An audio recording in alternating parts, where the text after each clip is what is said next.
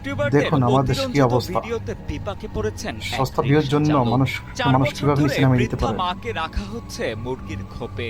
সম্প্রতি হৃদয় বিদারক এমন সব শিরোনামে একটি ভিডিও ব্যাপকভাবে ছড়িয়ে পড়ে সামাজিক যোগাযোগ মাধ্যমে। পরবর্তীতে মূলধারার অনেক গণমাধ্যম যাচাই বাছাই না করেই সেই ভিডিওটির ওপর ভিত্তি করে সংবাদ পরিবেশন করে, কিন্তু ডিবিসি নিউজের অনুসন্ধানে উঠে আসে পুরো ভিন্ন চিত্র।